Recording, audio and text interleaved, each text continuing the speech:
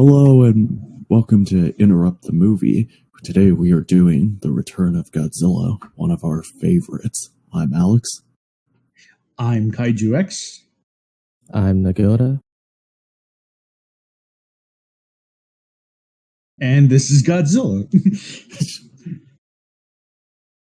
So this is, I think obviously if you're listening to this, 98% sure that you are probably a Godzilla fan. So I think I'll just go out and say this movie ranks as like easily within top 5 of my favorite Godzilla movies, period. So it has been a hot minute since I've last seen it, but to see it in its original Japanese version is a treat, always is, and glad to be able to watch it for whatever holiday this is airing in. Merry Christmas, I guess. It's going to be for the 36th anniversary of this movie. Oh yeah. Wow. It's hard to think, but it's like, 36 years. Fuck, I remember, not this version, but the 85 version. I remember watching this version like in 2000. A long ass time ago. Yeah. The sad thing is we aren't going to get any Dr. Pepper ads. No, not this time. The funny thing would be if YouTube gives us a Dr. Pepper ad. Well, that's the deal you make when you watch the better version. Yep. You don't get Dr. Pepper. A tragedy. A real tragedy. It is. Well, yeah, I always like this opening with the haunting feel, the amazing music to it. Like it invokes kind of like a horror feel. I know a lot of people say Godzilla vs. Ghidorah is like the most horror movie-esque, which to some extent they're right, but I feel like in terms of tone, like feeling, particularly like with the music, this one is the most closely horror related. I'd have to agree to that, because this movie is like a horror movie. It's like, sure, it's a giant monster movie, but it's very much a horror movie outright. It's horror in its own way. So is this Godzilla coming out of the earth, or? Yeah, he's coming out of that volcano right there, or that mountain, or whatever. Why are they always sleeping in mountains? Why not? I hear they're comfy.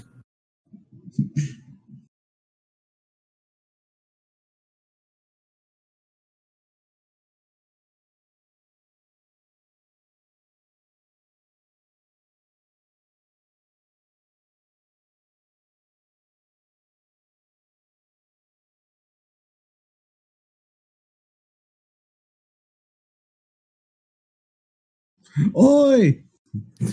And look, it's our main character, Goromaki. Number 2. Oh yeah, that's right. Number 2 of 3 currently. I can't believe there are 3 Goromakis and I think 4 Goros. Yeah, you're right. There's 3 Goromakis, and there's what's his name? Ibuki. Goro Ibuki. Yeah. There's also 3, what's his name? The Mothra guy. Chujo? Yeah. Well, right, but I think that has almost always been the same character. Yeah.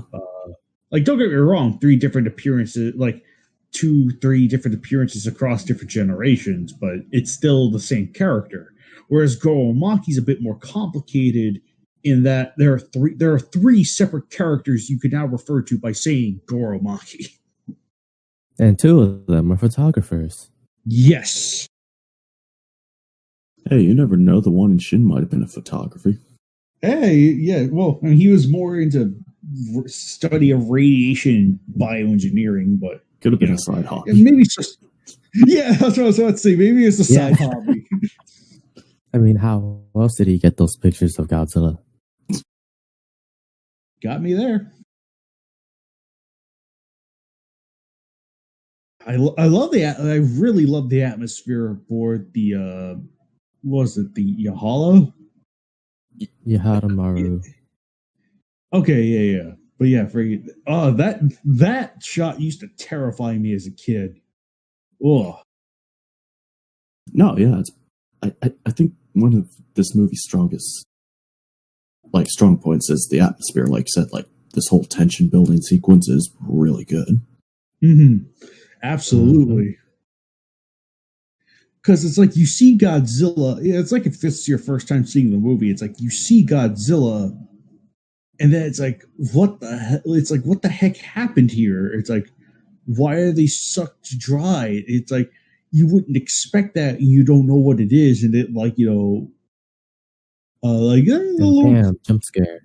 yeah. And then there's still more stuff like the extra shriveled bodies that are in the bed. It's like ugh. And then the white stuff. Yeah. Come on, KaijuX. Couldn't you have cleaned up? Really? Damn. Roasting me hard there. Anyway. Oh no, it's a giant claw.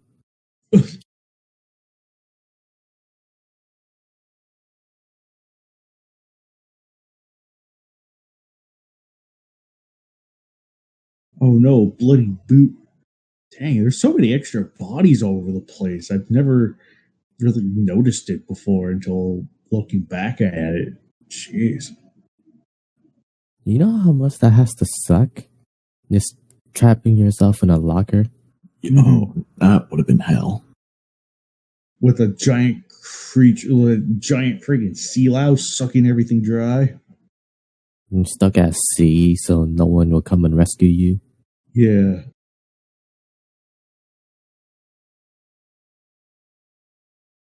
Good old Kamakura /Ibara roar. Yeah. Yeah. I just realized he has a knife in him already. Yep. Yeah, no, they've already tried to kill this darn thing. I will a spear, I mean. Oh yeah, no, the thing has a harpoon in it.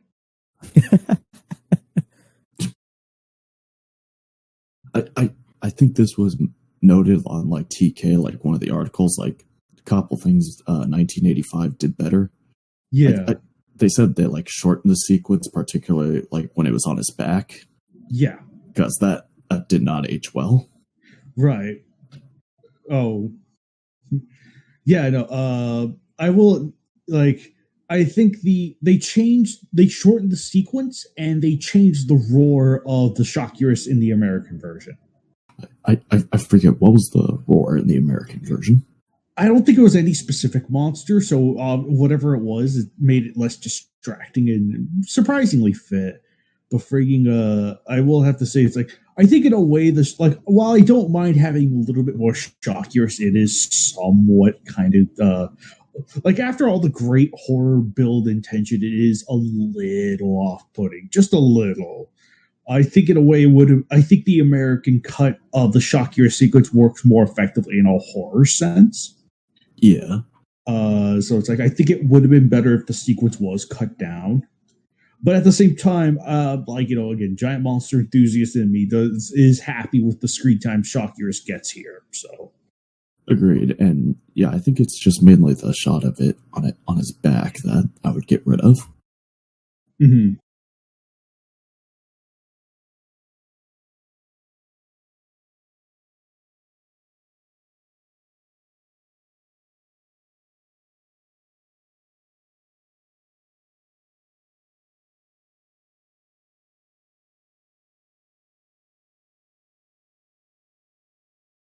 In case any of you guys didn't notice, Shin Takuma, the guy who plays Hiroshi, the guy who was stranded on the boat, he also plays Tokumitsu Yohara from Godzilla against Mechagodzilla, creator of Mecha Trilobite. Oh, really? Yep. Really? Oh, that. I think I guess see he got it. inspiration from the Shockurus attack. Kidding. That's one way to look at it.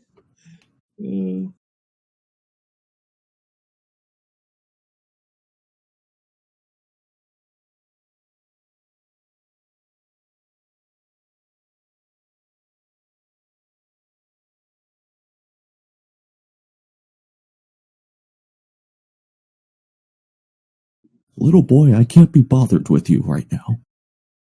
Yeah.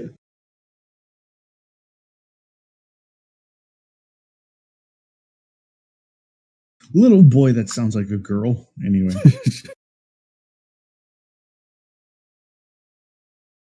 That's how much he doesn't care. Yeah, exactly. Fair enough.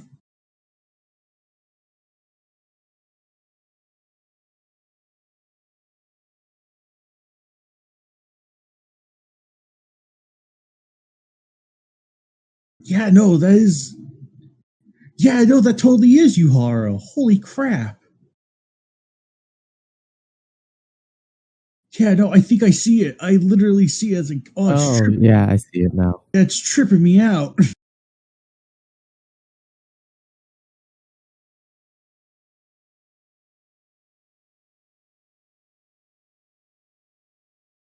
Another one of my favorite characters from this movie is Dr. Hayashida. I always really, really like that character. I think the performance is really solid, has a lot of weight to the actor in the nature of the script. I think gives the character a lot more weight, and love to no, he makes a great, like, I guess sort of like Dr. Yamane-esque figure for the movie. Yeah, I also, which he kind of brings up later in the movie, I like how he doesn't really want to kill Godzilla, which kind of surprises Goromaki, I believe. He kind of like mentions it as something of the past where he had those feelings, but now he just kind of like wants to more or less study it. Yeah.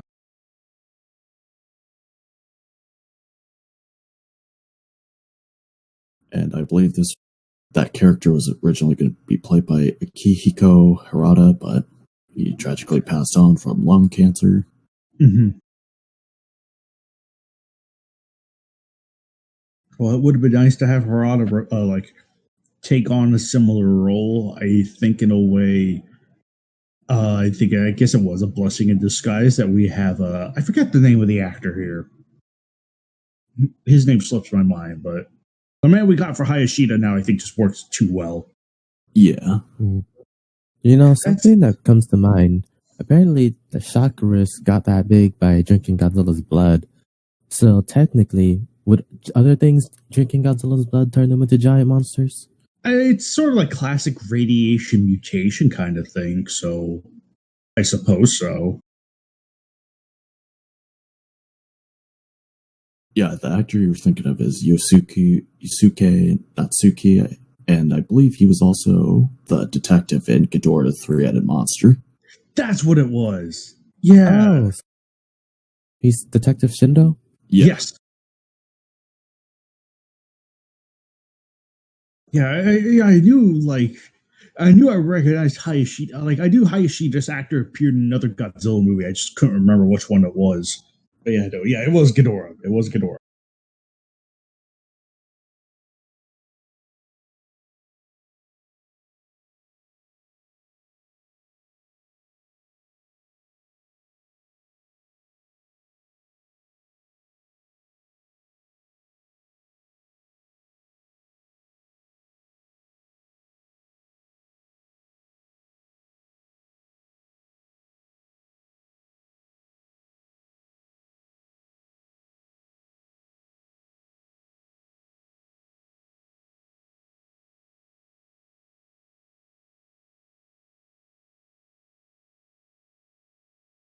If it's something confidential, he just gives it right out.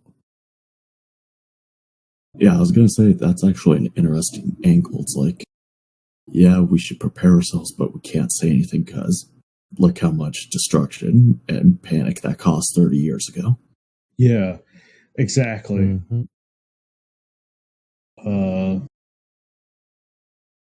That is a really interesting angle because it's like, yeah, you want to say the truth, but at the same time, there's also a responsibility that accompanies that.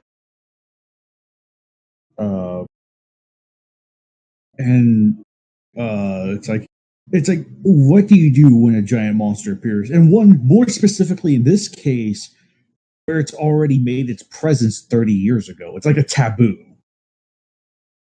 It's a really neat angle to tackle it from. Yeah, absolutely.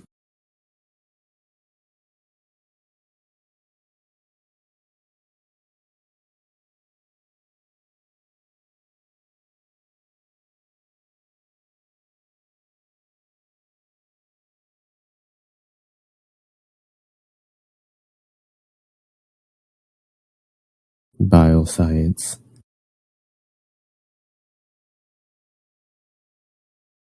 Yes, now go to bioscience.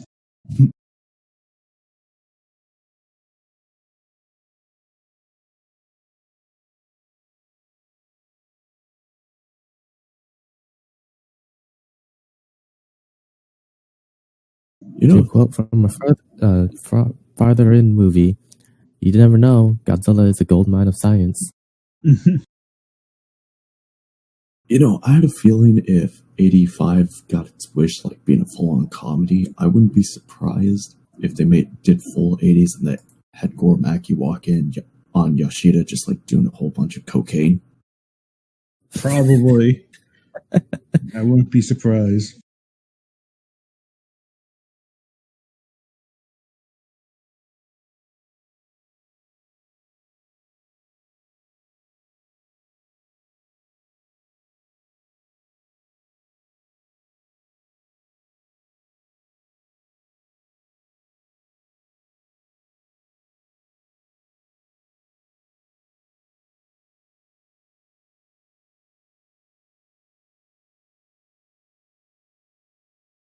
Let the man speak. Yeah.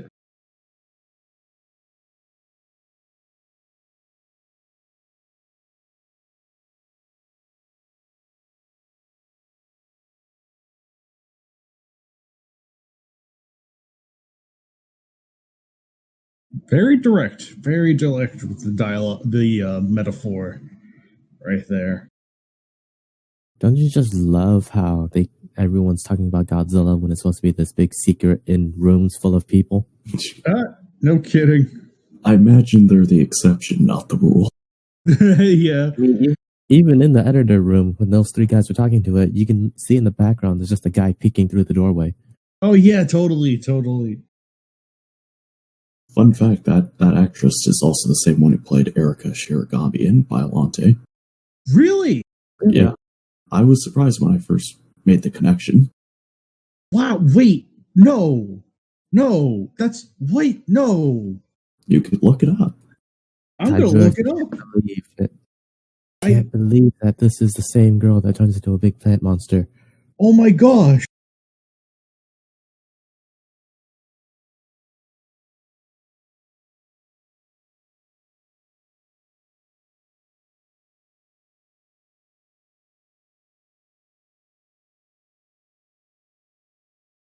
All right.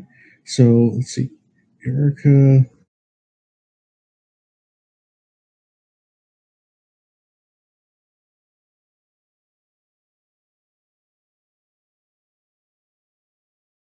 Okay. Yasuko Sawaguchi.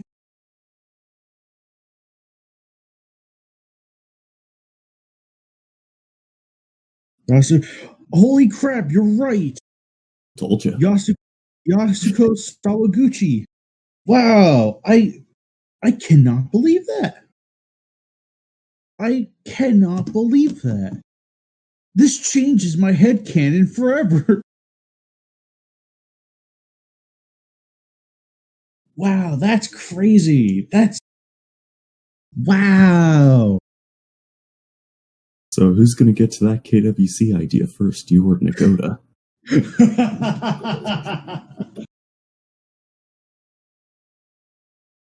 Oh man, I don't even know, man. What the heck? This guy cannot keep secrets. God, he's like Birdman.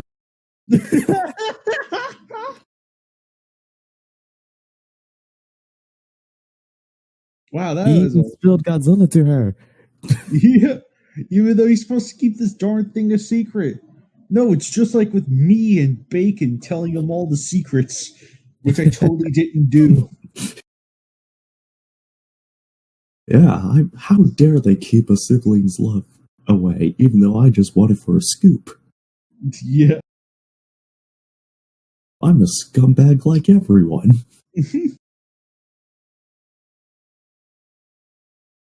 What the fuck was that circle?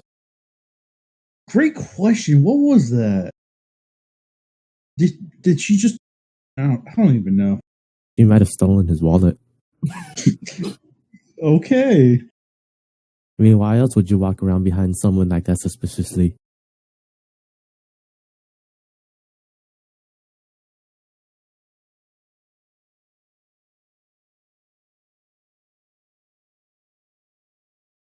I now cannot unsee Erica. Ching, ching. Oh. Yeah, right.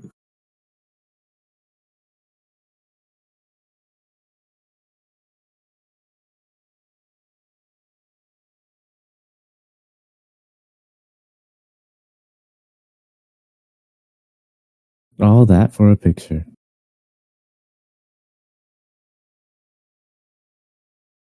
Oh boy, here comes Greyshot's favorite parts. Oh the boy. communists. You're right.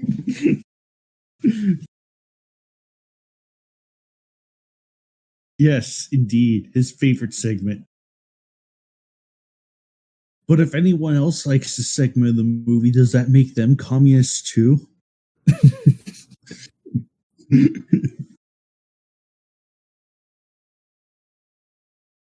Hey guys, remember in 85 they made these guys the actual villains? Yeah, I remember that. I mean, it was America that remade it. What did you expect? Well, Yep. not only that, but I think New World was like a highly conservative film studio. Yeah. No, I'm more than confident it was, yeah.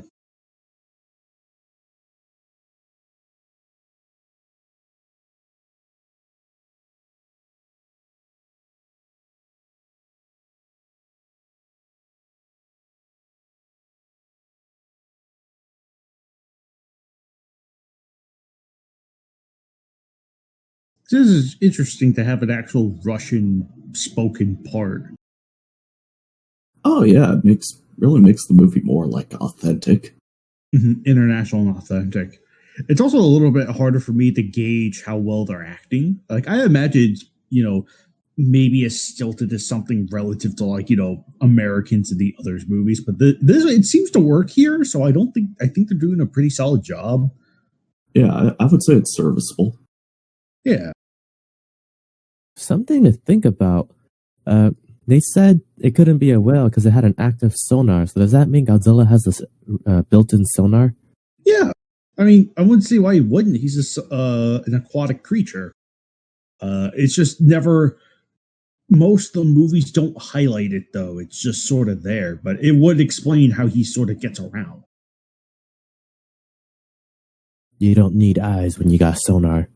Pretty much.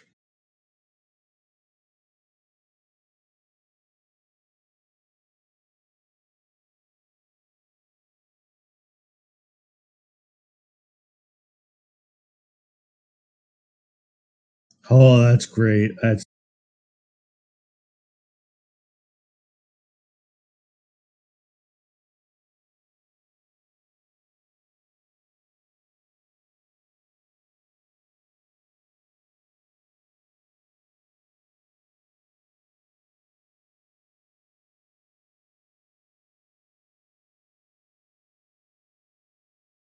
A great way to slowly build up Godzilla and showing it's not like the Americans like they're thinking. Just really good stuff.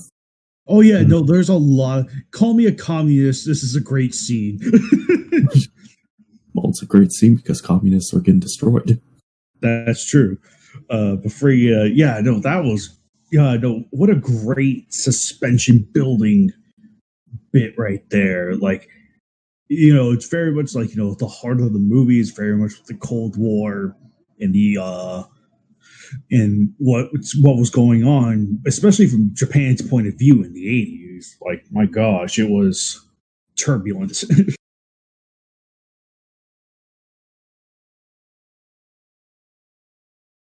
And here we are with one of the best characters in this movie, the Prime Minister. Mm-hmm. Definitely is like, fuck, I was hoping to keep this quiet, but for the good of the world, we have to come out with Godzilla's existence. It's either let go of Godzilla or watch the world go into nuclear war. Yep. Yeah. Both are bad. Mm-hmm. There is no good option. There is only the lesser of two evils. Oh, yeah, no.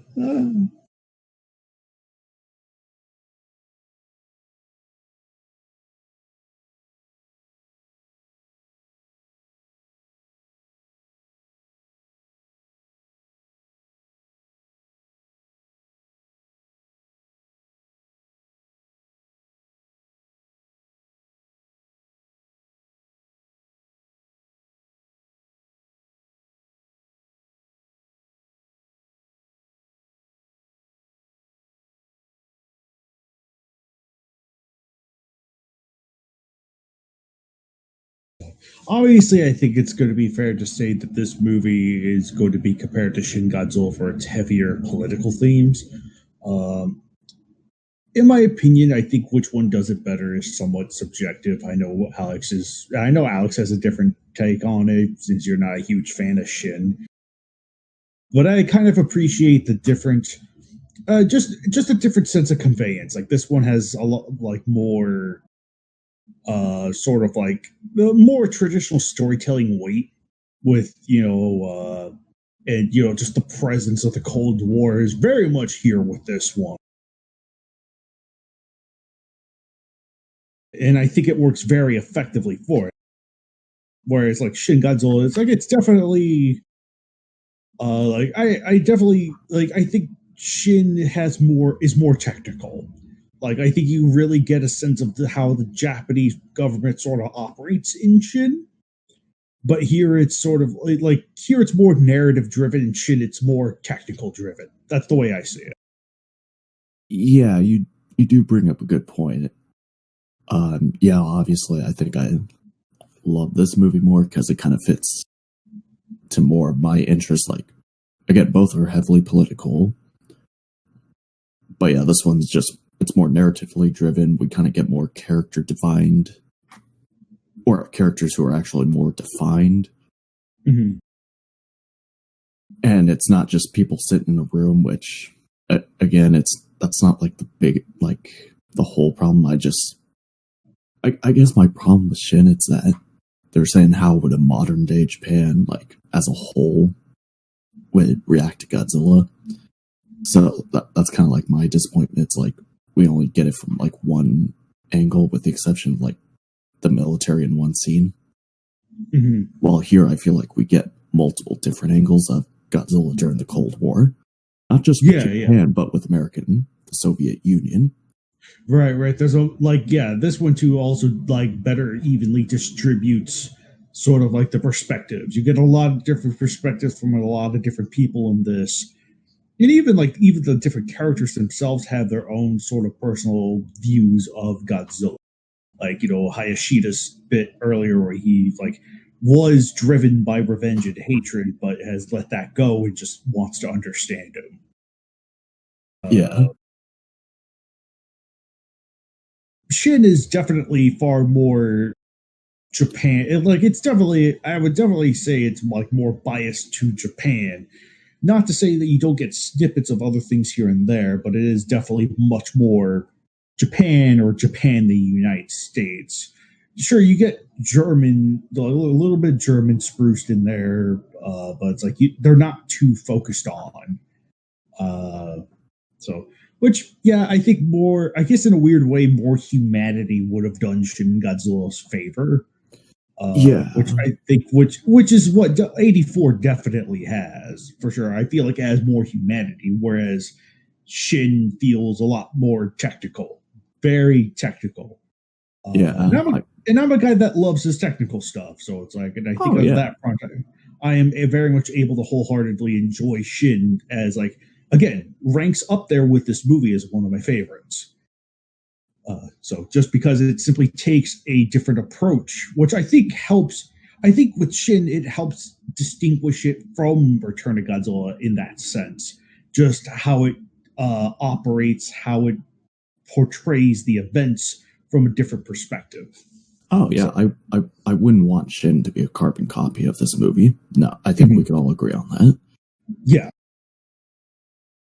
Yeah, like I said, I'm fine with it being more technical. I just wish our characters had more character to them. Like, I know I made fun of the main female character a lot, but her wanting to be president, that's a good angle. I like that. She has something to gain out of it. Mm-hmm. And just kind of like more of Japan as a whole. I mean, the brief social media thing we got, like the Twitter feed, that was good. I wish we got kind of like more of that stuff. Mm-hmm. Right. Yeah, no, I know there were a couple deleted scenes in Shin Godzilla that had featured like a little bit more scenes of like Yaguchi seeing a broken family as they're carrying the body of their dead father out. It's like I do think we kind of needed more stuff like that in Shin, more humanity. Oh yeah, again, I think that would have been great. Mm-hmm. And I'm not saying like characters to the point where, oh, we need to know their social life. Oh, they need to get coffee together. No, I think what you suggested, like that delayed scene, that would have been perfect. But Yeah. they can't. They grieve for like a moment, but they can't let that overtake their responsibilities. I think that would have been a good balance, and probably something that would have made me appreciate the film more. Yeah. I think one thing that Shin Godzilla did good was like how people would react, like actual people. They wouldn't just be like running away; they'd be running towards the thing, filming it on cameras, posting it on social media. All of that. Yeah, that's something that's kind of done later in this movie when Godzilla gets knocked out by the cadmium missiles. Oh yeah, no, totally. Because it's like I think there is that human instinct, even if it is stupid, of wanting to see this thing with your very own eyes, even if it's risky. Mm-hmm. So and here we are with. Oh, sorry. Oh, go ahead. No, I was just gonna say I love this POV shot of Godzilla. It feels very 80s horror-esque, like the slasher or the monsters like walking down before you fully reveal it. Just amazing. Mm-hmm. What were you gonna say, KaijuX? Yeah, I was gonna say. Oh shoot, I don't know what I was gonna say, but I am gonna say this. This shot of like the pan up from the foot up to Godzilla is great. And even like with the way the road is disheveled from Godzilla's stomp, oh, it's great. This is a great reveal shot. Yes.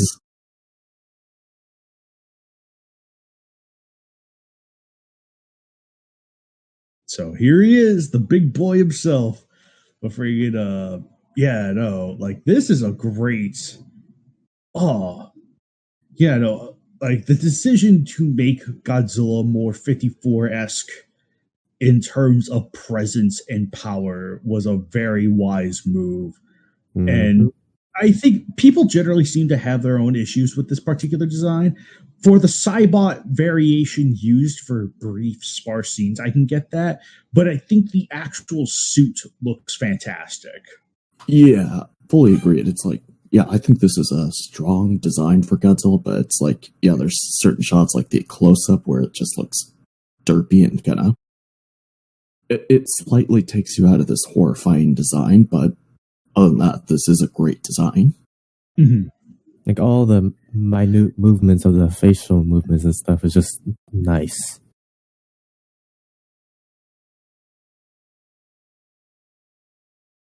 By the way, was this the movie where the suit got stolen or something? No, I think that was King Ghidorah. Ah. And I think it was like the Biolante version one. Yeah. Because, yeah, I believe they were trying to use the Biolante suit for King Ghidorah in certain parts, but only got part of it finished. Yeah, I think it was mostly for the water sequences, I believe. I think.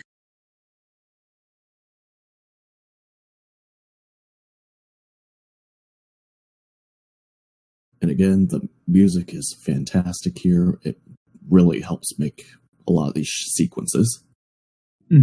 Absolutely. I think it's like, I know some people will be like, but Akira Fukube though is like, no, I don't think he was needed for this one.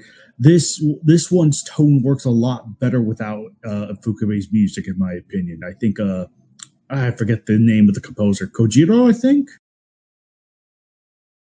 I want to say like Reiji Kojiro or something like that. Yeah, no, stellar music track. It's easily one of the most memorable like OSTs of the franchise, without a doubt. Mm-hmm. Yeah, and I think that's kind of what helps make a lot of the Godzilla films work, is that different composers. It's like if Ikube is more like a grand epic, while the composer here, Reigio Kuruku, Okay, Kuruku. I know I probably butchered that name, gives you that haunting feel, which is needed for this one. Mm-hmm. No, absolutely. Absolutely.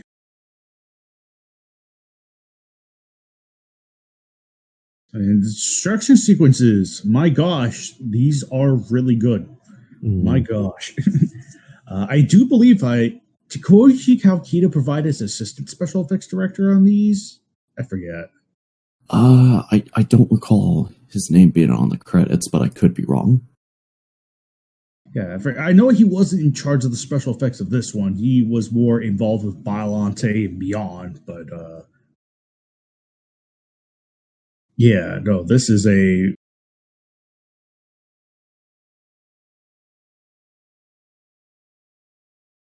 again, a lot of great stuff here. And then, oh yes, this little bit. Ooh. Mm-hmm. We get to see how he eats. Yep.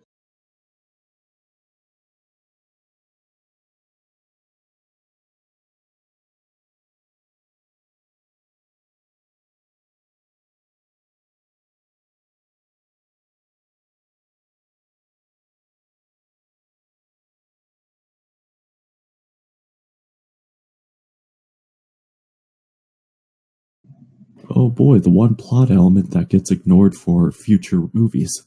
Yep.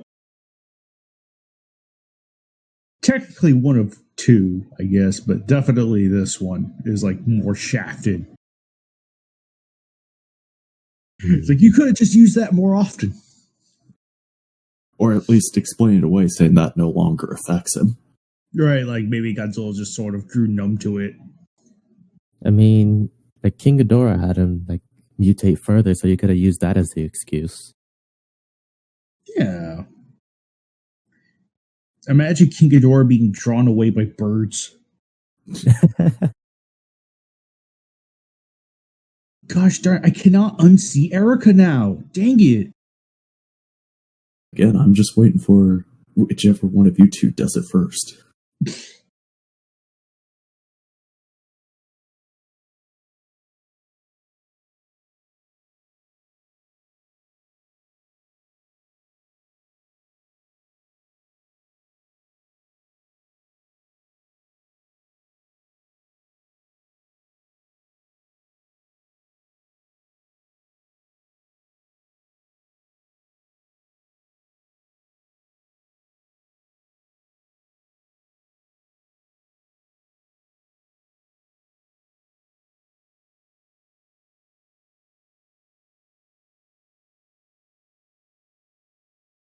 You know, that magnetic like radar system, it's pretty interesting to use for him. Mm-hmm.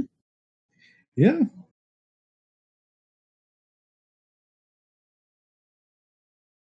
Because think about it like that, it'd help him move around underwater, like how he moved around under the lava in a later movie, and like finding his way. Oh yeah, no, I'm more than sure that's how he gets around. Is just following the magnetic spectrum of the Earth or whatever.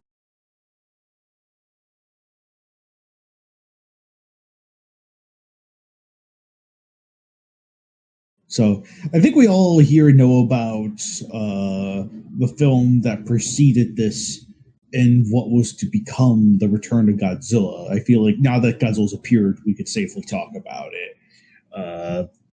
And that being, pretty sure almost everyone here, both here and listening to this track, would know about the resurrection of Godzilla, which was proposed by Tanaka as far back as 1980 after the I think there was supposed to be like King of the Monsters Resurrection of Godzilla or something like that. It was like a Japanese American co-production that kind of fell through. It was like a soft remake of the original, correct? Yeah, something like that. That's kind of what it came across to me as. Yeah. So I think after that fell under, it was decided to just sort of like, let's do a reboot, semi-sequel thing. And that first started off as like Tanaka's proposal of the resurrection of Godzilla, which would have featured a lot of heavy nuclear theming like the original Godzilla. But in addition to that, we would have had the transforming, shape-shifting Bakan, who would later become Bagan for those unfamiliar. But also with the kaiju known with the fish penis. Yes, that is correct. Totem pole.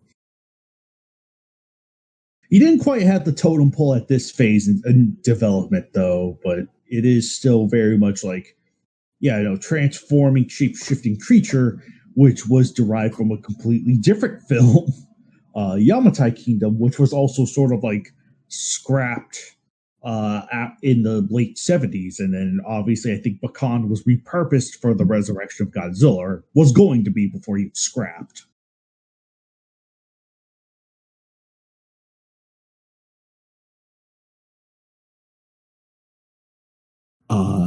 Something I always wanted to know, but I could never be able to spot the difference. What exactly were the differences between Tanaka's proposal and the Nagahara draft? There are a bit. I can't remember them all off the top of my head, but there were a couple of. I think a lot of it was just sort of like character rearrangements and the Nagahara draft sort of fleshing things out. But in the Tanaka proposal, Bakan simply alternated between three forms: the monkey god beast, the dragon god beast, and the water god beast. He didn't have like a merged final form? No. That was absent in Tanaka's original proposal, and the creature did not possess regenerative capabilities when it transformed. But in the Nagahara draft, that's where we kind of get the more famous totem bagging and the shape-shifting regeneration aspect to the character. Funny enough, actually, obviously scripts are written as sort of like, it's not like even a final script is only a work in progress to the final film. So things do change over the course of production, and I think it's important to keep that in mind. However, that I can attest to. Yeah. So not everything, just because there's a final script does not guarantee it will be the part of the final product. But what was interesting is that my brother and I did some translation looking into Bakan's final form from the Nagahara draft. And the way it's described is very different from the illustration most accompanied with that version of the character. I do believe within, let's see, if I am remembering right, within the 83 Resurrection of Godzilla draft, Bakan, the transformation into the final form is described as the dragon beast form going on land. And then he sprouts. Oh gosh, I think he sprouts the four limbs of the water beast from his chest, and the 2 to 4 limbs of the monkey beast from his legs. And then he would grow 2 additional heads, one of the dragon beast, one of the water beast, and one of the monkey beast. So he would be like this 3-headed, multi-legged thing with big wings.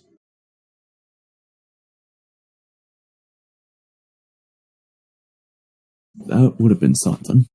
Mm-hmm. Yeah, it definitely would have been something. So, as cool as that would have been, I'm glad we got the movie we did out of it. No, absolutely. I think one of like, yeah, I think the movie we got out of it has a lot more focus on Godzilla and the nuclear and the Cold War conflict. And I think in a way that's all you need for this specific movie. But Khan would have been a great, unique addition to the franchise. I think it would have been really cool to have this weird, magical Chinese inspired creature. But I think tonally it would have been a little out of place. Especially since I believe in both drafts he gets taken out like within the first half of the movie, right? More like it's very similar to Godzilla Raids Again in that sense. Okay. Like where he's taken out like 2/3 into the movie, and then the last segment of the movie is like, getting rid of Godzilla.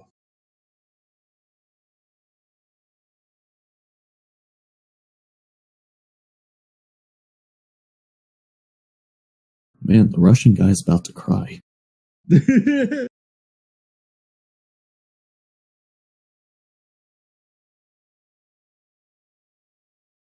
Also, was that Chujo's actor that was part of the military group? I missed it, so maybe. Dude, just take a breather.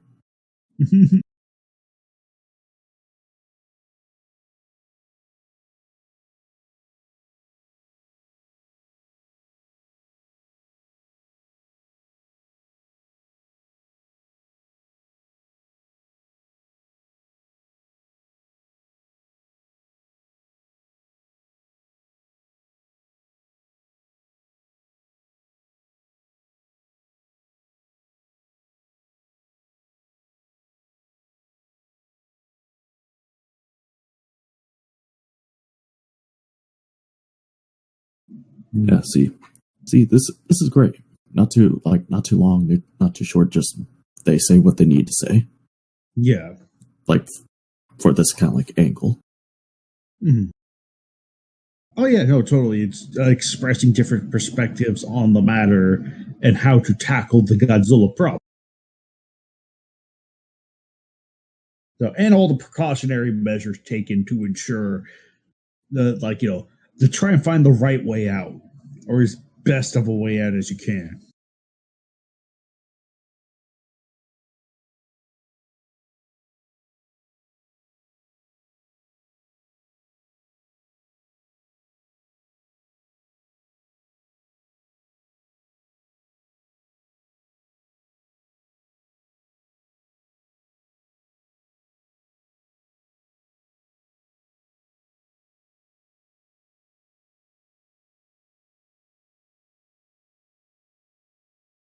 Yeah, he brings up a good point. Mm-hmm. Yeah, it's like none of them really give a shit about Japan. Yeah.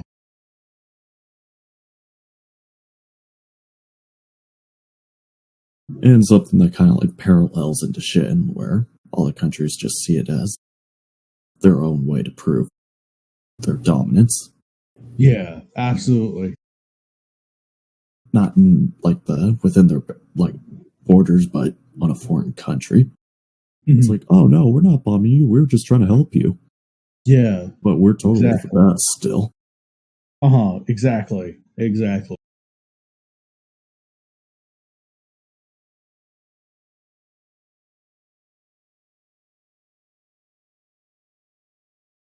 One submarine compared to an entire city. Mm-hmm.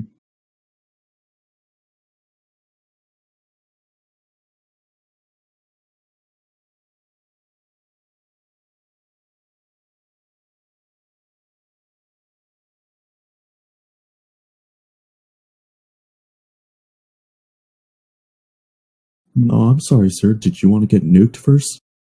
Yeah, no kidding. They say this, but they built an anti-nuke weapon in secret.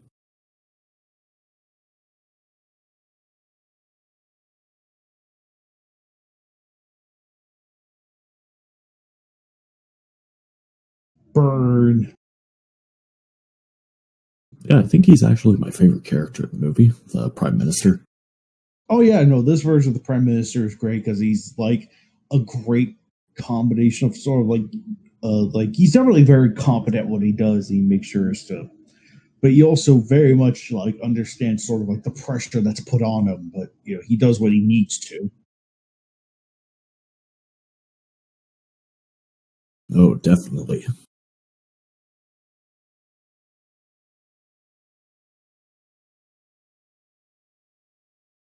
So it's definitely a great third. In a way, it's a great third party view of the tensions of the Cold War compared to the '85 version, which was very American, very pro American. Looking at those satellites makes me think, well, do you think they would have used those on like space monsters coming to invade? It could have. Though even nuking its space would have had its own ramifications. Mm-hmm.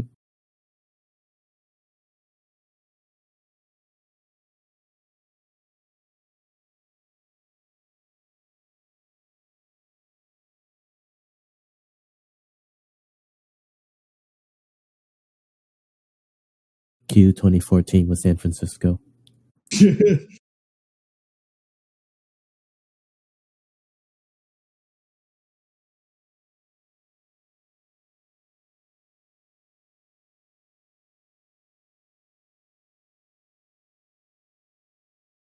Yeah, no, that was a great. Yeah, I know. And that too was probably one another memorable line from the Prime Minister is just what would America, the Soviet Union do if Godzilla were in their political capitals?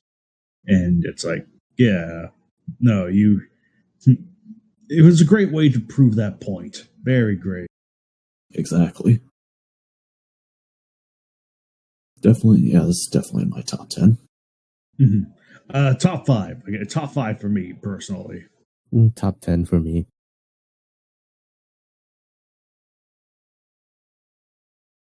Yeah, definitely one of those few movies where we all have like a unanimous agreement on.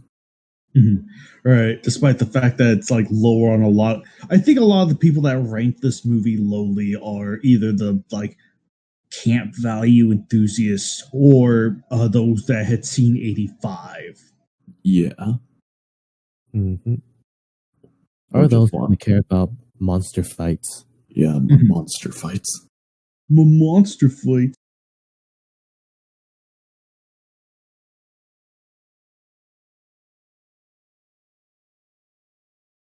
There he is.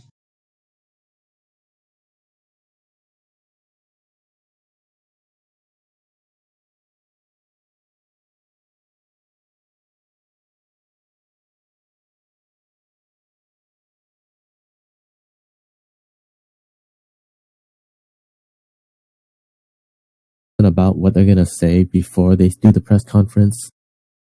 Well, I think that's all you really need to say. Yeah, Godzilla might be heading here, so yeah. Mm-hmm. Mm-hmm. No, that's all. That's all you need. That is all you need. Because I'm assuming for the other press conference, it was just, oh, we have news about this submarine. And then in the middle of the conference, like, oh yeah, Godzilla destroyed the submarine. No, when they talk about the submarine, no one's going to be in the room.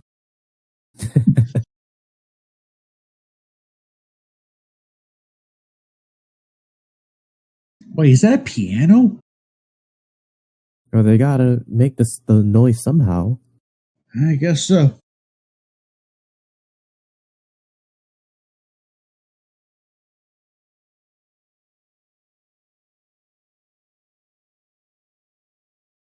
I always love the military music in these movies.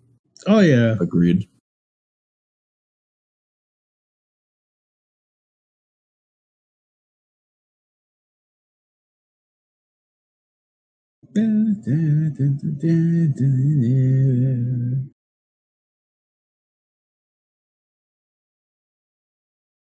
But yeah, no. Yeah, no, this is all great. I really love the way things sort of come together here. And yeah, admittedly, Bakan would have disrupted that flow because it's like two monsters and both of them need focus.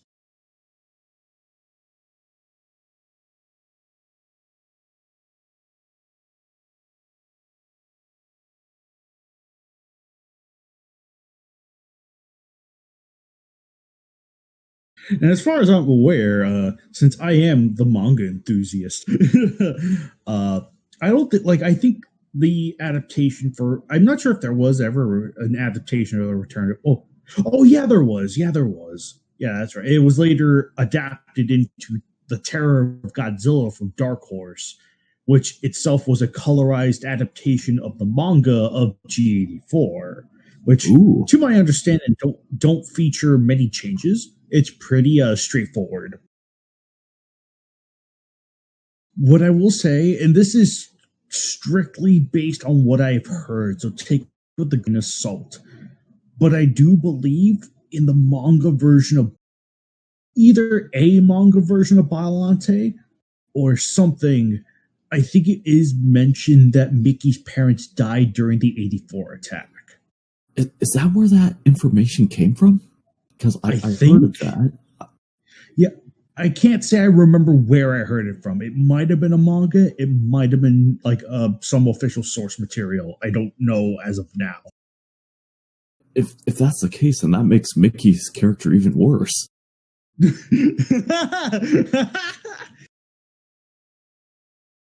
Yeah, because if that's the case, she simps for her parents' murderer.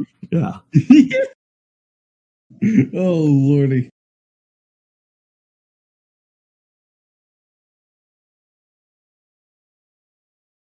Of course, Godzilla makes landfall. Always impressive sequence. Mm-hmm.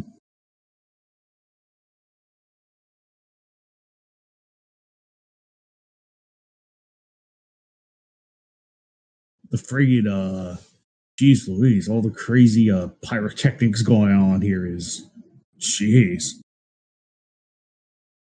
Okay, yeah, no, there was the Cybot, a little stiff. No, see, the shot of Godzilla walking, that's good. It's just like you said, the Cybot looks bad. Yeah. So only in a very select few shots does it look good, but even you can't linger on it for too long.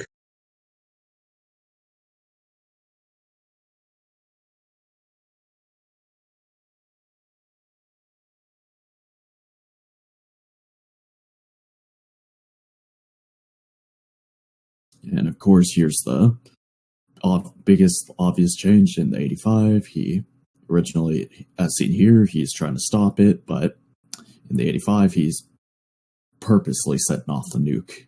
Right. Mm-hmm. Probably the most insulting change of the movie. Definitely, without a doubt.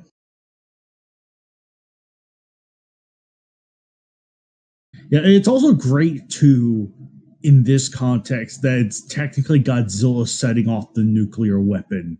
That's great. Because it doesn't put the blame on any of the countries. It's that it was just that it was just a mistake caused because of Godzilla's presence in a way. Yeah. Absolutely. So I guess you could say this is Godzilla having prep time in case he dies. yeah, Godzilla planned ahead, totally knowing what was in the ship.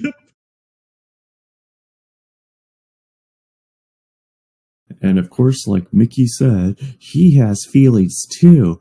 We are always fighting and totally not the aggressor. See, like that guy's burning life. He probably had a family who loved him. So do they. But yeah, sure, So let's make them the villains. And not Godzilla, who burnt them alive. What a way to blame the victim.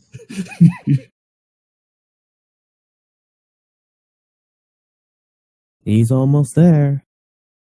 Come on, buddy, you can do it. Just a bit more. Oh god, you know what would have made this even more twisted? If they had Mickey here as a kid and she actually killed the guy. And launched the nuke herself. Gosh darn it.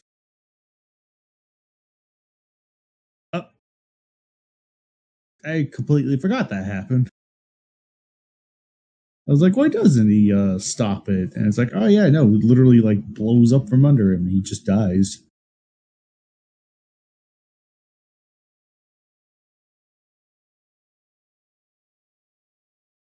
Oh, Super another good shot. Oh, Oh, yeah, what were you gonna say? yeah, no, the Super X. I think this is literally the first time in the entire movie it's ever been referenced to. Uh, well, I don't No, mind the. earlier. They did. Yeah, Yeah, I think we they got a brief explained it. mention. Oh, Yeah, you were just too busy talking about pecan. oh, yeah. No, that explains everything. Okay, yeah, all right. Yeah, no, it's like, yeah, out of all the things this movie does, it's like Super X does seem just a little like it's done fine. Don't get me wrong. Also, stock footage from Prophecies and Nostradamus. I was Anyway, about to say that. Woohoo! What do you mean? Don't you know his atomic spitballs are stronger than his normal atomic rays? Just look how much damage it's doing. well, it was just, there's this magical thing to go to called a chain reaction. Holy shit! I just found something I never realized. Right before that What? shot of him breaking the ground, there it is, the Toho building. There's a Toho logo on it. Really? Yeah. Oh no way! He's always got to destroy a Toho building in his first appearance. Yeah, that's my first time noticing that. Yeah, because like in the original Well, movie, he destroys the Toho theater, doesn't he? Yeah, I think so. Yeah, yeah. That's great. That is great. Oh yeah, go on about Super X. Right. It's like a really like this film is very grounded with how it approaches its elements. So it's like to have the Super X in there. Well, it's definitely, I suppose, like, you know, referenced and built up ahead of time. It is still really weird, but I think it's at least handled seriously enough and isn't too overly like sci-fi tacky. You know what I mean? Yeah. Was that guy smiling? Yes, he was. If anything, it was kind of like it's like a slow moving aircraft. Mhm. There's at least some sort of grounded logic to it. Like it's not Yeah, like yeah. the lighter versions where they're like super fast. Right, right. It's about as grounded as Godzilla is in a way.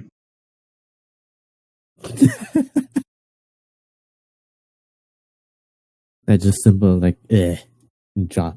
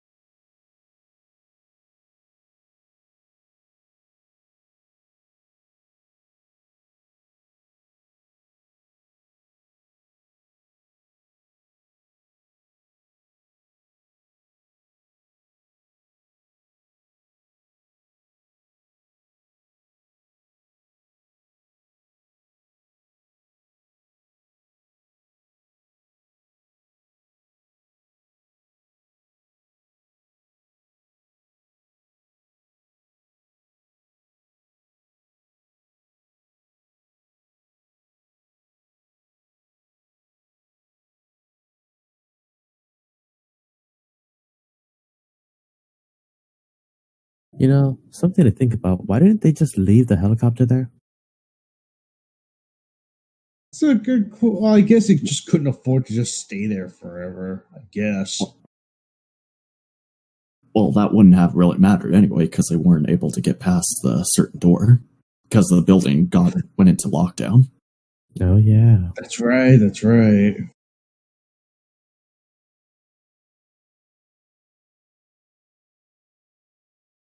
Oh yeah, that's got to be Ooh. terrifying to be in that when Godzilla's walking over.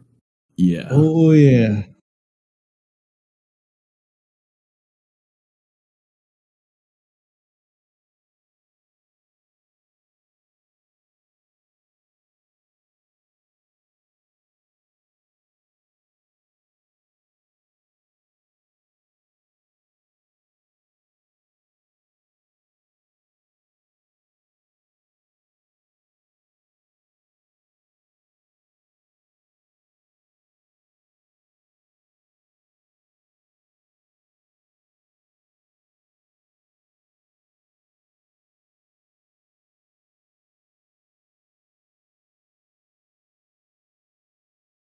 Oh gosh, I forgot there were other laser tanks, weren't there? Yeah, there were. How did I forget about that? And then there's this guy.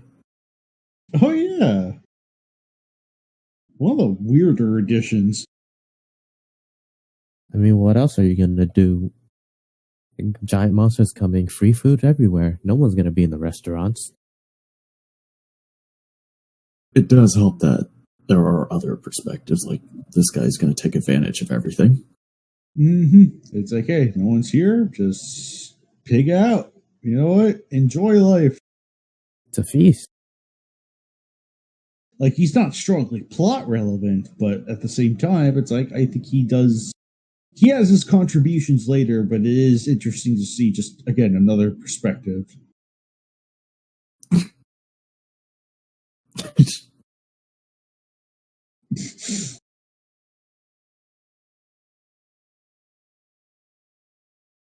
And a little bit of like a little spice of comedy here. I like how he just tells Godzilla to go away. Yeah, because we see him later in the movie. Yeah. This is my food. I'm not sharing with you.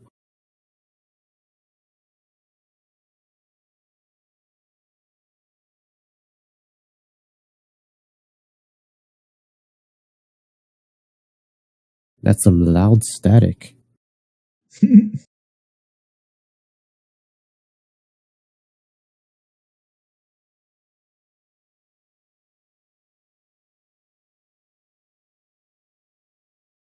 Good news, it worked. Bad news. It worked. Yeah.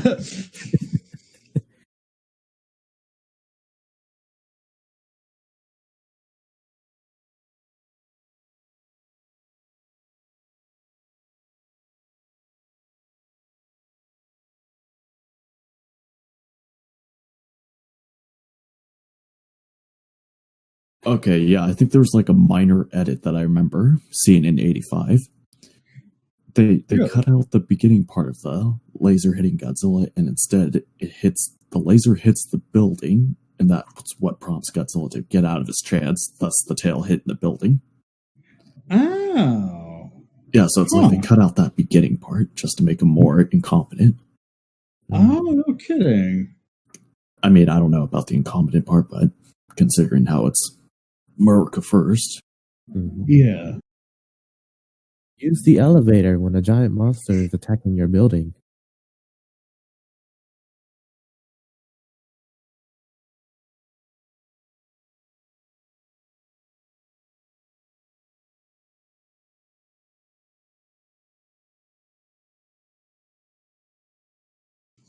You know, that's got to be the worst security feature in a building ever. Oh no, it's the best security feature you could ask for. It's just terrible with giant monsters. What if people are trying to evacuate? They're all stuck in their floors now. Exactly. There's no escape.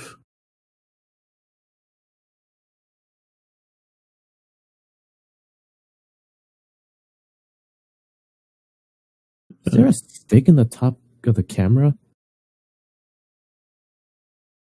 A stick?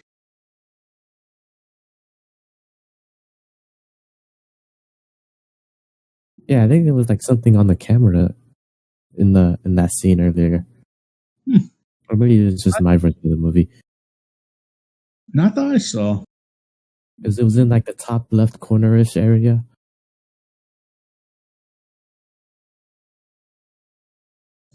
There it is, the Super X. You know, with like Doherty and his like nods to like in King of the Monsters, I'm surprised they didn't do anything for Super X. I think low key that existed with the USS Argo, in my opinion. I think that was sort of like a Super X-ish homage. Yeah, that's what I was kind of thinking too. But I'm still surprised he didn't outright call it Super X. Oh, right.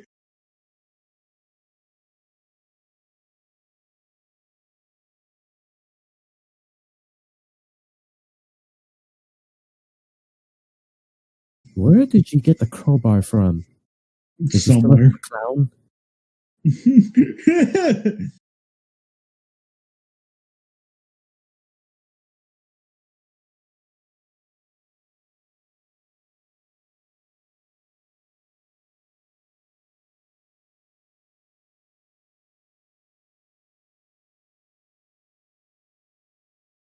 There it is again. I love the scaling in this movie. My gosh. Oh no, the production design is fantastic. Like, even though the Super X is just like this weird shaped dome thing, it is really good looking. Oh yeah. Right, like, yeah, it may be a weird sci-fi weapon, but it's given enough grounded feasibility like Godzilla has to make it work.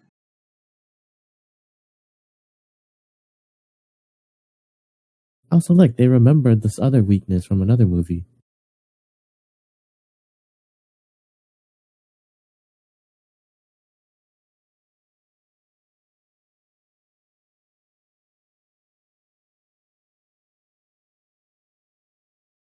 Godzilla lose anyway. Gotta take your medicine, Godzilla.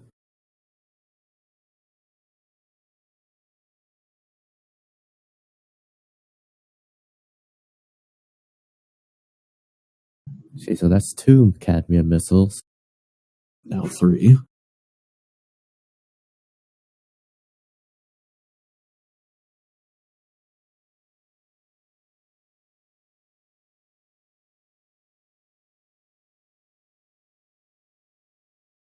I think we need to get rid of Heisei Godzilla from the KWC. He was easily defeated by military. I do believe in the 85 version they do rearrange some of the stuff, like the part where they shoot cadmium down his throat, save for a little later. Yeah, I know they mainly did that for like the evacuation stuff. Yeah.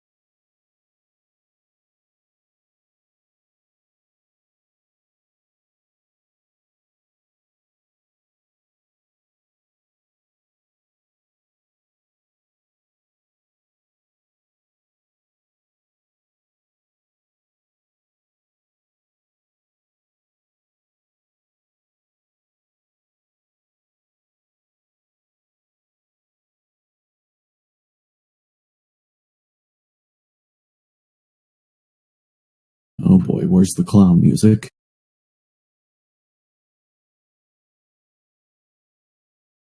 Remember, only 3 missiles is all it took.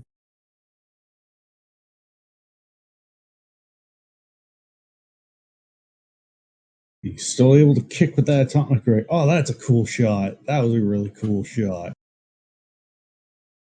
And look at that, it's atomic breath proof. Unlike the Super X2. Surprisingly, yeah. Well, gee, it's almost like the Super X has a greater effect on the movie's story and plot than Super X2 did. Yeah, it's almost like, regardless of what timeline, they never reused what strategies actually worked. Right.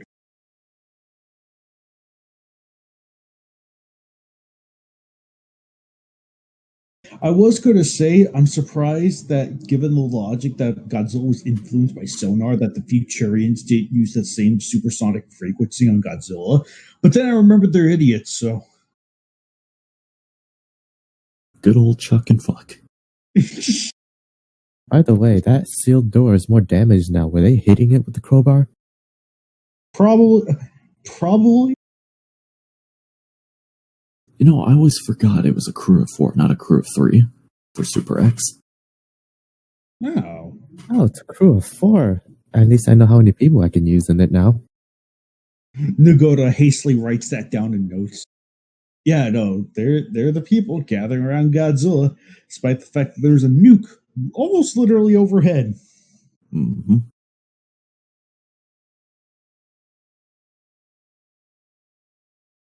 He's just sleeping.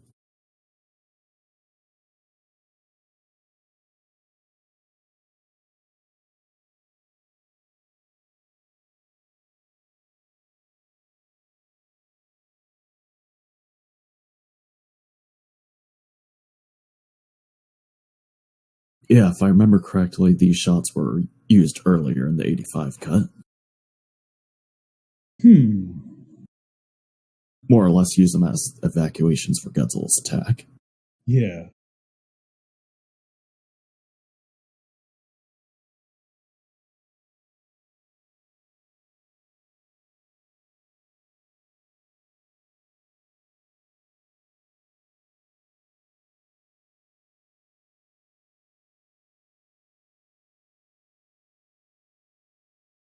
You know what I just realized? What? Godzilla movies keep using that same airbase. Mm-hmm. I'm sure there's a connection.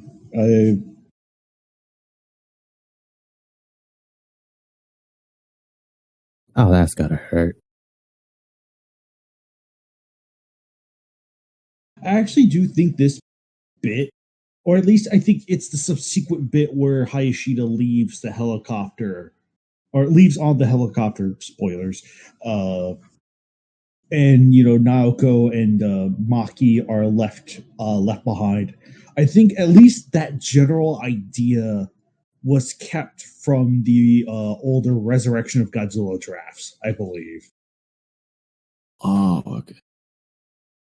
But I assume the reasoning behind the original draft of the movie are way different. I'd imagine so, but it has been a hot minute since I've given those a good read, so I can't say like what the circumstances were in the original Resurrection of Godzilla draft.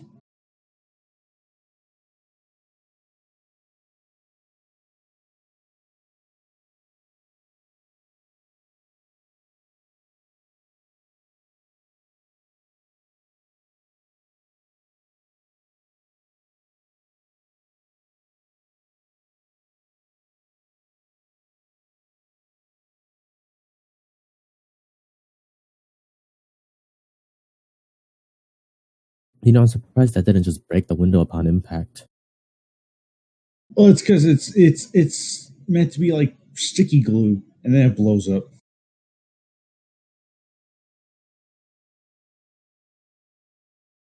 It didn't even break the whole window.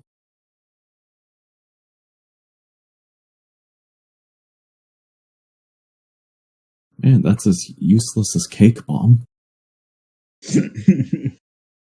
Except this thing actually somewhat accomplished its task. Yeah.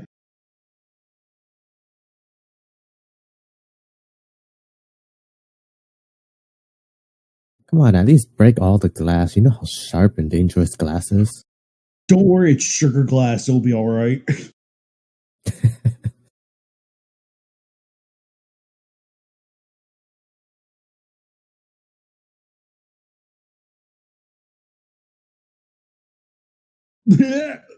There he goes. That must have been terrifying.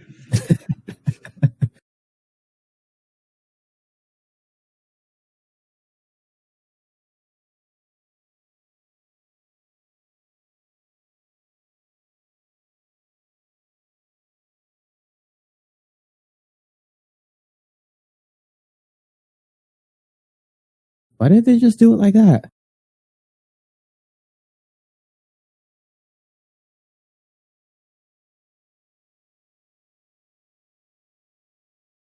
I think just because nuclear warhead overhead. and then it's like they only have so much time to only so much time to like get from here to Mount Mahara. Yeah.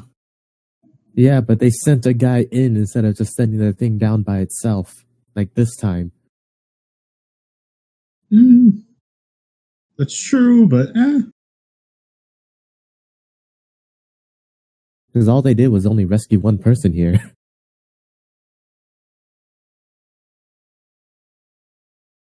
all that extra weight. Jeez Louise. That's gotta suck being thrown against a building. No, I'd hate to be a part of the situation. No, I already have like a fear of heights.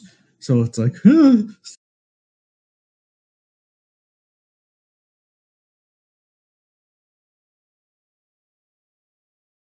I'm surprised you didn't drop the box.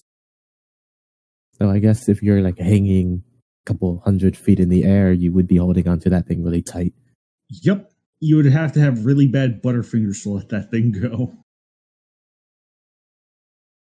But this bit in particular was like one of the remnant parts from the original Resurrection of Godzilla, if I remember right. Just the two main leads being left in a building. Bakan's actually a pretty tough monster. He's actually evened with Godzilla and even nearly overpowers him until Godzilla's refueled by nuclear energy. So it's like, dude's strong. He's surprisingly strong.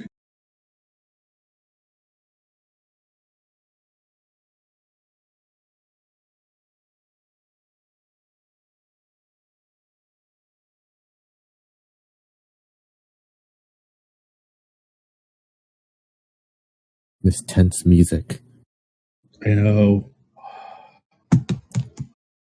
Man, imagine if the nuke wasn't intercepted and all those people died. Oh, lordy, that'd be horrible. Everyone would be dead. Even the main characters would have been dead. Then Miki would have gone on a rampage.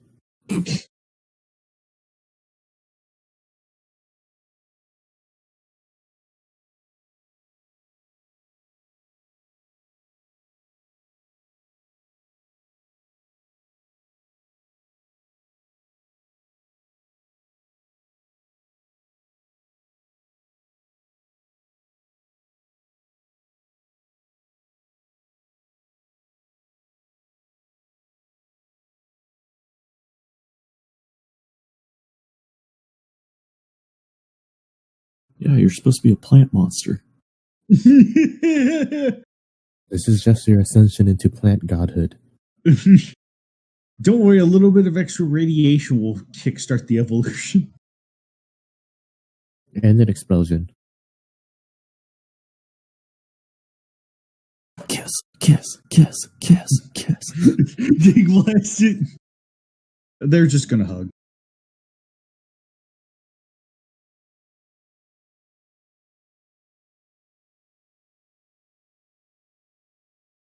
Cue Shin Godzilla where his wife dies.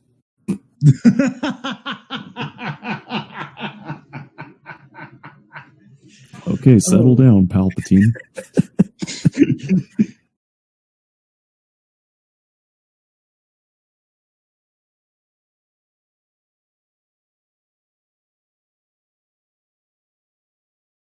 If you think about it, you probably could just do like Shin Goromaki. Like this right here, just if the missile hit and he somehow survived and his wife died from the radiation anyways. That's one way to go about it. Yeah, I always like this part with the red sky. Yeah, like the red sky. No, this is not only is it like an artistically beautiful sequence with like the red sky, I also just love how it knocks out all the power. Uh-huh. Hey GVJ, look, red skies. When is crisis gonna happen?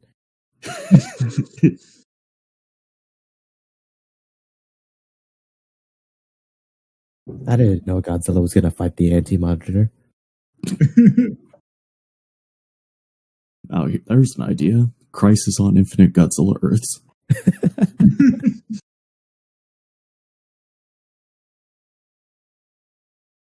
And there goes the Super X. Kind of. Built face off nuclear weaponry.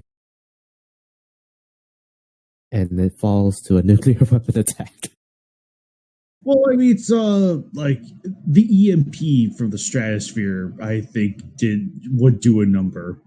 Which I'm sure shocked Godzilla's atomic ray doesn't have that property, but I guess it's just more going on. Yeah. They didn't account for EMP abilities. Mm-hmm. They still didn't account for EMP abilities later on, too. True.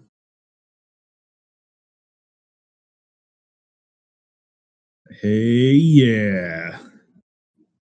What happened? I was sleeping. Oh, now you run, huh? Yeah. And I think I know one of the reasons they gave Godzilla an upscale compared to the original was because, well, frankly, Japan had grown ever since the 70s. Like, there are like a lot more skyscrapers than what there originally were. Mm-hmm. So in order to make them bigger, they need to be bigger. Mm-hmm. Yep. Don't you just love it? How, like, oh no, a nuke is coming down. Let's stand here. Big monsters coming towards us. Now we run.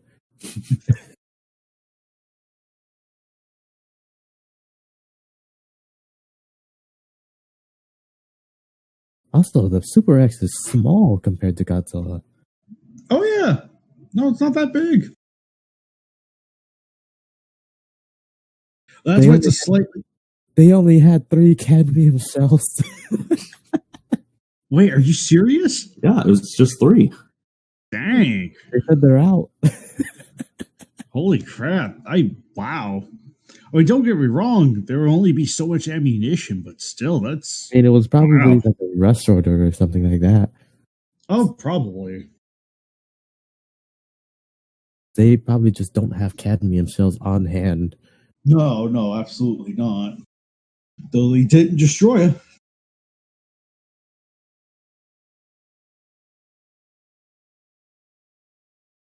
Thinking about it now, what was the Super X originally meant for? Because it wasn't, they were making it before Godzilla showed up. I think because 54 happened, it may have been in the event of another Godzilla. Yeah, probably like a better safe than sorry situation. Yeah. Cue them invading other nations with the Super X. Yeah, and they're 3 cadmium missiles. Hey, they got lasers.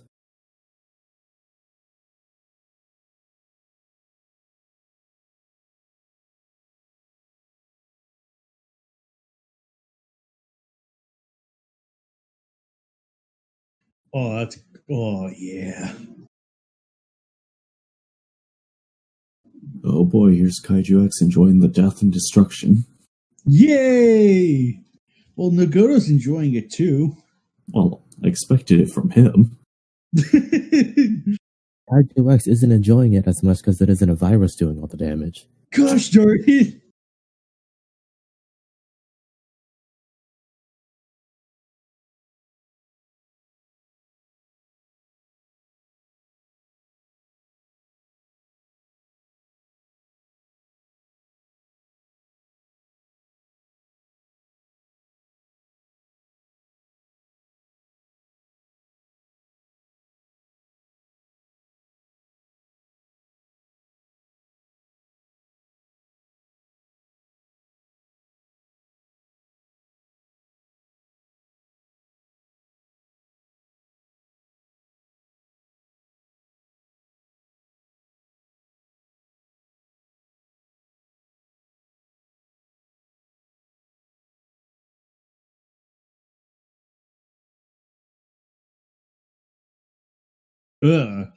There's that Cybot foot.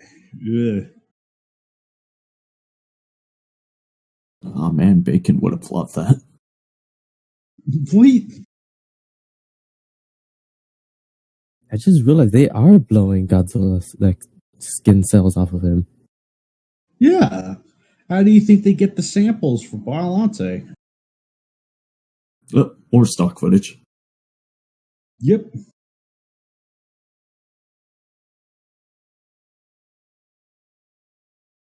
Oh, that's a great shot. You know what? That shot of the Super X hovering over the fire. Oh, that's good. That's good.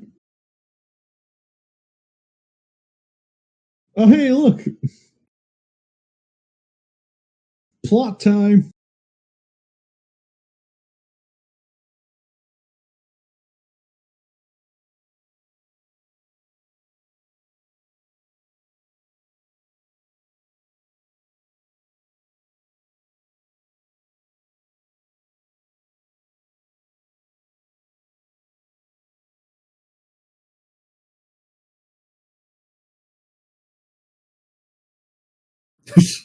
Oh shit.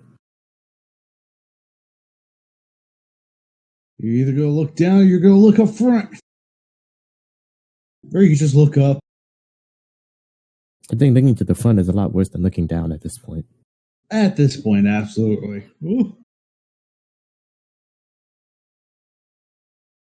Looking down will make you stop. Looking forward will make you just rush. Oh no, it has a crew of 6.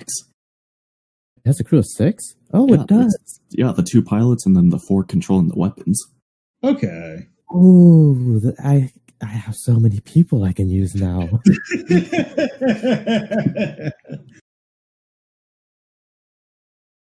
Yeah, I know this. I get like it's like you have a 30-foot Godzilla prop. There are just some parts where it's like, yeah, no, because I do think the American version did get rid of a lot of the Cybot shots. Yeah, so, it's now like that is awesome.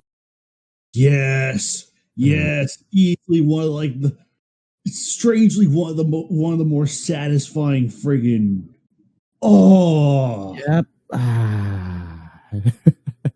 No, like as weird as it is, just the way that was handled was so good. Do you think the Super X survives that? Probably not. Canonically, it's destroyed, but I'm pretty sure you could make a KWC where it survived. Yeah, or at least the crew did. If it is made of titanium, it was able to tank Godzilla's atomic ray, but I'm not sure how well that does with like physical mass. I guess I don't know. An entire building falling on it.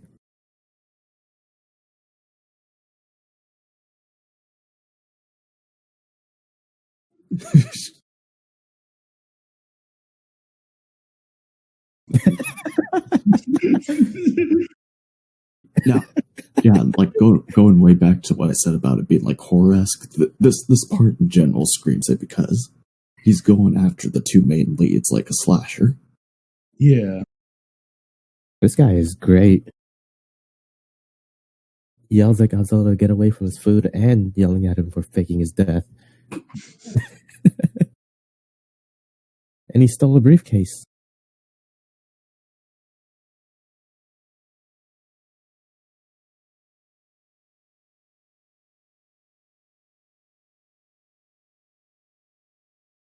Still yelling at him.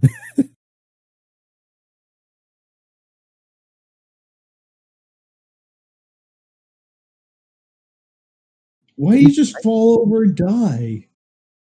Radiation. I guess, but Or maybe the food was poisoned. Well, he's probably drunk, so probably eventually collapsed. Oh yeah. Wow, that's. I thought he got crushed. That might have been the '85 version. Now that I think. Yeah, I think that's what we're thinking of it. Yep, definitely slasher vibes. Do you see those air holes in his neck?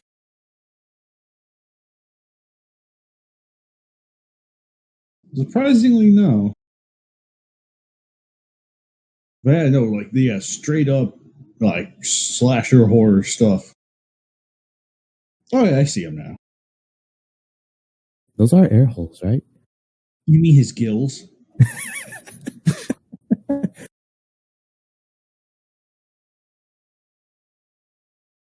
You know, Godzilla's like one of those smokers with a hole in their neck. It's certainly one way to go about it. Except unlike in another movie, it doesn't come. His atomic ray doesn't come out of his neck.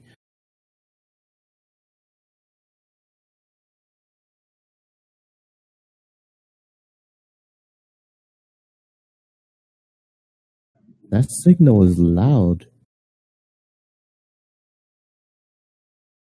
It's probably something only Godzilla could hear. Yeah, know. definitely. Like that small little, like I guess, audio mishap where they showed the sound all the way over by Godzilla. Or maybe it was just him hearing it.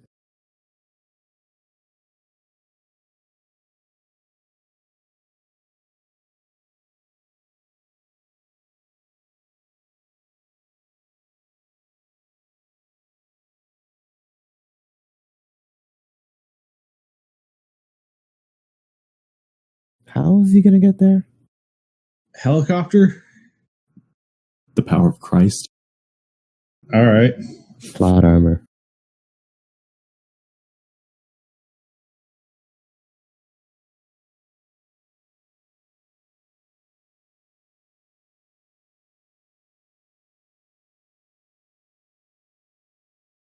Man, this is just like a way better version of the original camera.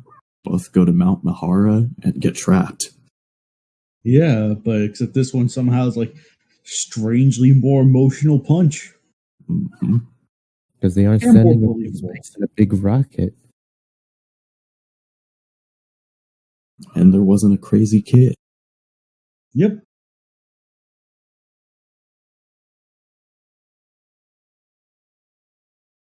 Yeah, it's so weird that it's like,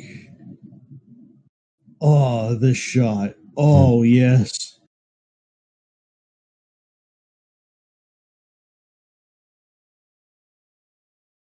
Yeah, it's so weird that Godzilla, it's like, for as destructive as he is, he's a complicated one. He's tragic. Mm-hmm.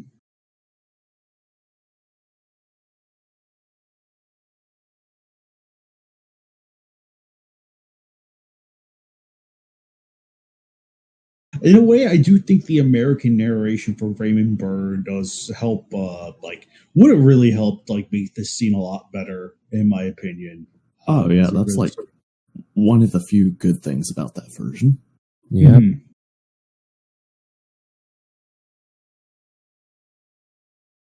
Yeah, everything with Raymond Burr was fantastic in G85. The stuff surrounding him, a lot less so. Mm-hmm.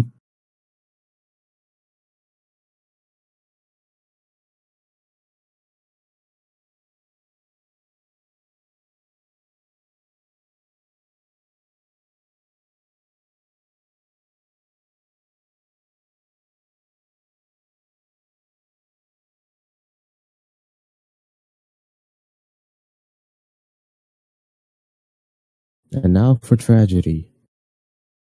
Almost. Not yet. He landed.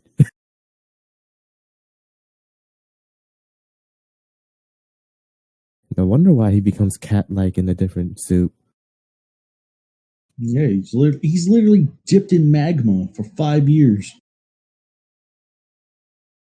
Apparently, Godzilla's land on their feet. Oh Most of the time. yeah, you're right.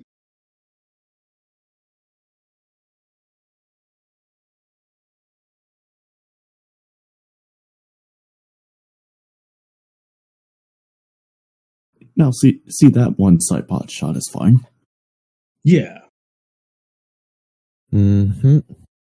a lot of the headshots are usually fine. Leg shots that didn't work, but Now for sad.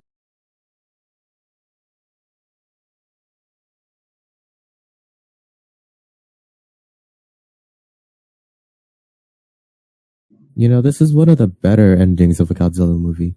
Oh, 100%. mm-hmm. Because it's not the hero returns to sea or just Godzilla returns home. It's they're tragically putting this innocent creature into a basically hell.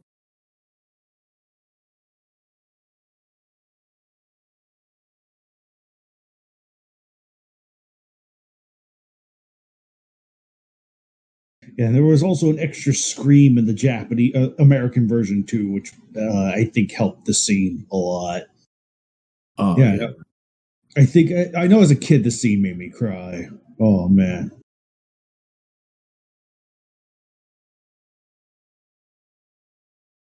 Still, even this, like by itself, it's still like really raw emotional stuff. But I think again, the Raven Bird narration really did help it. yeah.